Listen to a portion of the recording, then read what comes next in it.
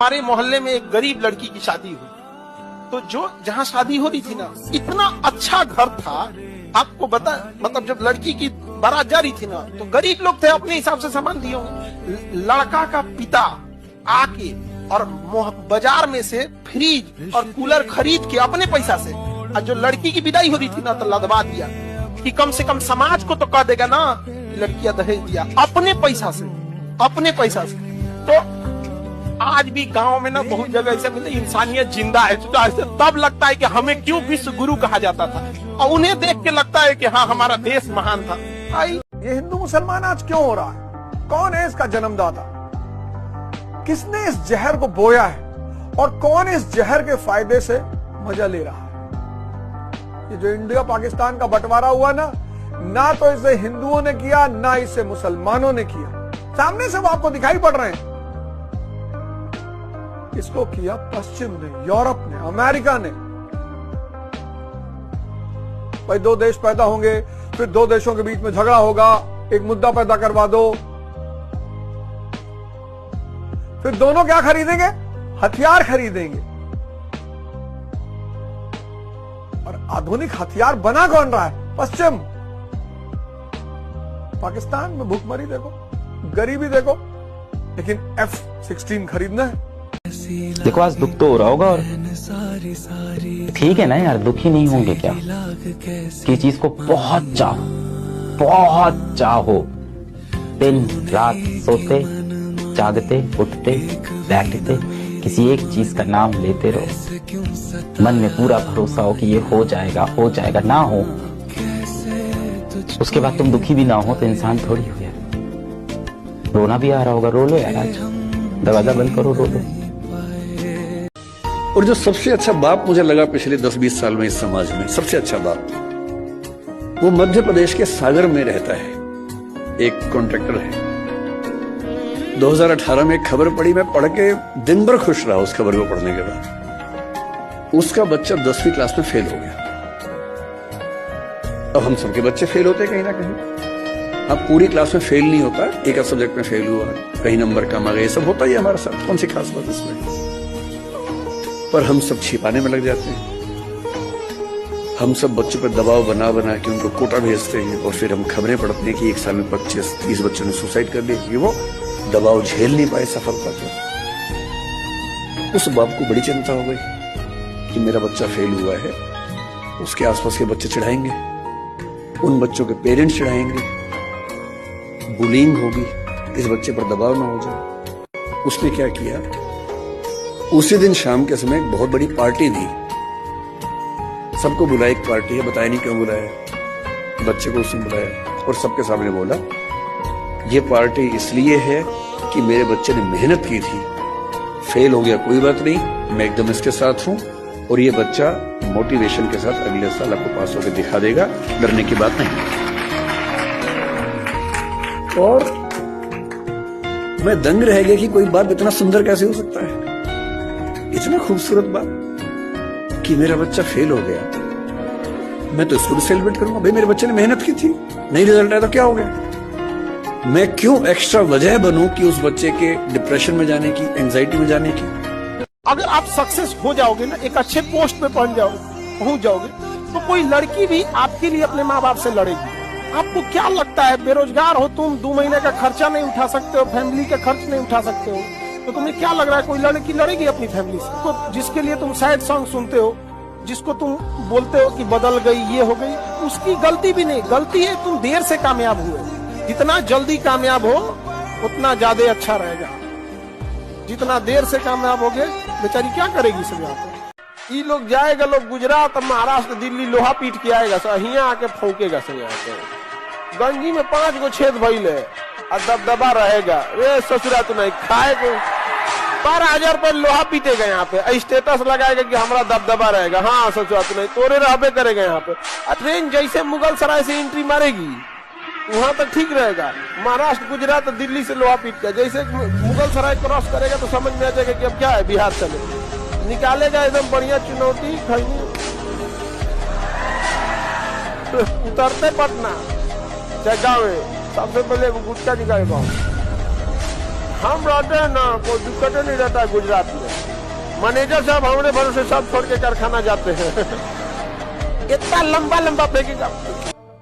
कभी सोचा है कैसा लगता होगा उस बच्चे को जिसने अपने ही घर में, अपनों के ही बीच में खुद को अपने हर तकलीफ में अकेला पाया होगा, जिसने अपनी तकलीफ वहां भी नहीं बताई होगी जिस घर का वो औलाद है, जहां उसके अपने रहते हैं।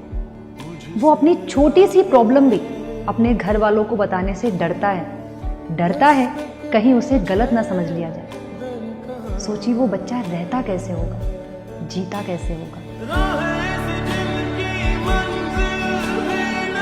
घमंड में मत आना बेटा, बहुत छोटी चीज था बोर्ड का रिजल्ट। मैं बोल रहा हूं जितनी पूरी आपकी किताब की मोटाई थी ना, साइंस किताब की जितनी मोटाई 10th में, उससे बड़ा तो एक रोटेशन का चैप्टर है क्लास 11 फिजिक्स का, एक चैप्टर। होश उड़ जाते हैं उसको करने में। तो जितनी साइंस तुमने पूरे 10th में पढ़ी ना, क्लास 11 का फिजिक्स का एक चैप्टर रोटेशन तुम्हारे होश उड़ा देगा बेटा।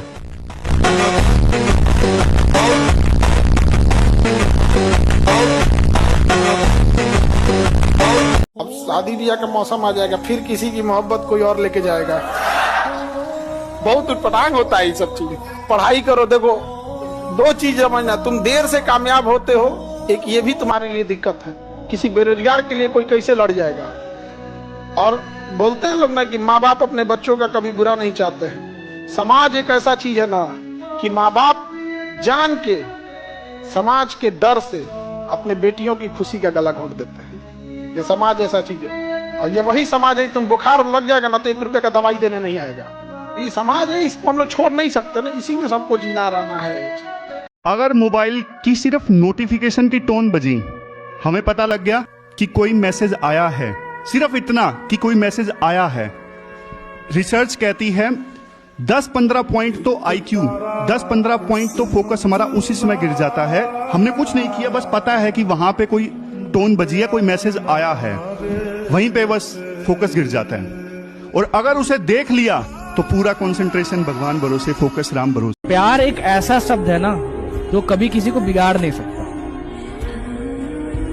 हमेशा वो सुधारता ही है। मैंने लोगों को देखा है कि ब्रेकअप के बाद सिगरेट पीना स्टार्ट कर देते हैं। भाई वो प्यार नहीं था, उनकी जिंदगी बर्बाद हो जाती है। भाई वो मोहब्बत नहीं थी, वो सिर्फ अट्रैक्शन था। क्योंकि जहां मोहब्बत होती है ना, वहां सबसे पहली चीज होती है अंडरस्टैंडिंग, म्यूचुअल अंडरस्टैंडिंग। वहां रातों बात नहीं होती, वहां बात करने के लिए तड़प नहीं होती, बातें हो जाती हैं। जितनी भी होती हैं खूबसूरत तरीके से होती हैं। अब मोहब्बत का इंतकाम ये भी नहीं होता कि आप दोनों हमेशा साथ रहो। जरूरी नहीं मोहब्बत हो तो सामने वाला मिल जाए, मिल जाए तो बहुत अच्छी बात, नहीं मिले तो कैरिश दैट कि सामने वाला तो खुश है। उससे नफरत नहीं हो सकता कभी। अगर आपको नफरत हो रही है तो वो प्यार नहीं था। कोई इंसान गलत हो सकता है, लेकिन कभी आप खुल के गलत बोल नहीं पाओगे उसे। जिक्र कर सकते हो बट नफरत नहीं कर सकते। इस दुनिया में कुछ भी सच नहीं सिवाय मौत के। बाकी जो चीजों पर आप सोचते हो ना, ये सच है, ये मुझसे कितना सच्चा प्यार करता है, ये सिर्फ मेरा है। बेटा वो प्यार कितनों के बीच में प्रसाद की तरह बांट रहा होगा तुम्हें नहीं पता। कौन बोला वो अच्छा है? बेटा ये गलतफहमी में बिल्कुल मत रहना कि मेरा वाला अलग है। सारे मर्द एक जैसे होते हैं। अब लड़कियों को मैं समझा दूं, लड़कों की ये फितरत होती है, वो आपके पीछे तब तक दौड़ेगा जब तक आप पट ना जाओ। अरे बाप रे, ये तो धोती खोल रहा है। जिस दिन पट गए उस दिन कहेगा अच्छा पट गई, who is the next now. अब किसके पीछे जाना है? बेटा ये लोग है ना, उसको ऐसे चैलेंज लेते हैं। ये जो आप सोचते हो ना मैं इनका पहला प्यार हूँ या मैं इनका आखिरी प्यार हूँ, ये कब्र में पांव लटकाए रखते हैं ना, तब तक इनका दिल जवान रहता है। मैं आप लोगों से सिर्फ एक चीज पूछना चाहता हूँ, कितने लोगों ने अपनी मम्मी की व्हाट्सएप डीपी देख के मैसेज किया होगा, अरे मम्मी क्या लग रही हो, मम्मी साड़ी कितनी सुंदर लग रही है आपकी? नहीं किया ना? नहीं किया। आप एक चीज भूल जाते हो कि आपकी माँ भी एक लड़की है। You never realise that. और लड़कियों को तारीफ पसंद है।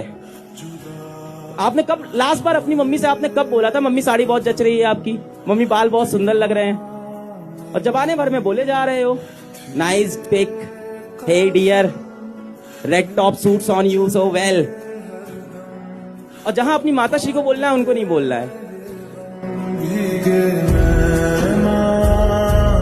आपके बाद जो अगली जनरेशन आएगी वो शौक पूरे कर पाएगी। आप वो जनरेशन ही नहीं हो जो शौक पूरे कर पाओगे। आपको तो अपने घर को अभी गरीबी से बाहर निकालना है। आपके ऊपर तो जिम्मेदारियां हैं। वो आपके आने वाली जनरेशन है, जो आपका बेटा होगा ना, वो बोलेगा पापा I have like lot of interest in this kind of music.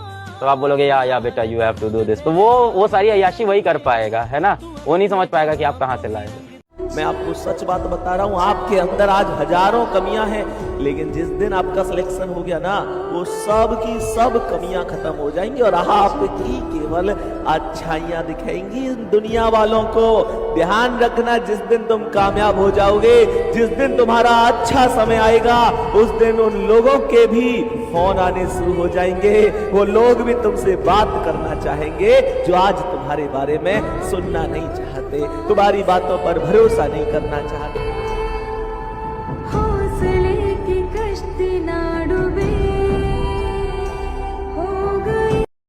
3 दिन पहले मेरे पापा ने मुझे फोन किया मेरी शादी के लिए, और मुझे मार पीट के सिविल सर्वेंट बना दिया है, जो मेरा मन नहीं था।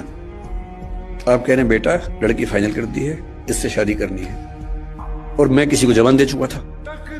मैंने कहा पापा मेरी किससे बात हो गई है? बोले बेटा आत्महत्या कर लूंगा। और उसने कहा कि आज मेरे मन में पहली बार आया कि बोलूं कि कर लो। मैं रोज करूं इससे अच्छा आप एक बार कर लो। मैं 15 साल से कर रहा हूं, एक बार आप भी कर ही लो पापा। अगर इतना इंपोज करके आपने सफल बना भी दिया तो अपने प्रति जो नफरत पैदा कर लेंगे वो ज्यादा भारी पड़ेगी।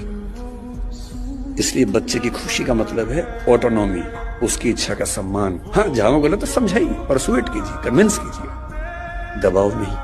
पता नहीं क्यों आजकल की जनरेशन इस बात को नहीं समझती कि सिर्फ किसी और के साथ फिजिकली इन्वॉल्व हो जाने कोई डिसलॉयल्टी नहीं कहते। अपने पार्टनर के होते हुए भी किसी और का ख्याल आपके मन में आना भी डिसलॉयल्टी है। अपने पार्टनर से झूठ बोलना, उससे बातें छुपाना भी डिसलॉयल्टी है। अपने पार्टनर के होते हुए किसी और से फ्लर्ट करना भी डिसलॉयल्टी है। अपने पार्टनर के होते हुए ये प्रिटेंड करना that I am single and available भी डिसलॉयल्टी ही है। लॉयल्टी ना एक रिश्ते की जान होती है। आप एक रिश्ते में 100 कॉम्प्रोमाइजेस कर सकते हो, करने पड़ते हैं, पर आप कभी लॉयल्टी पे कॉम्प्रोमाइज नहीं कर सकते।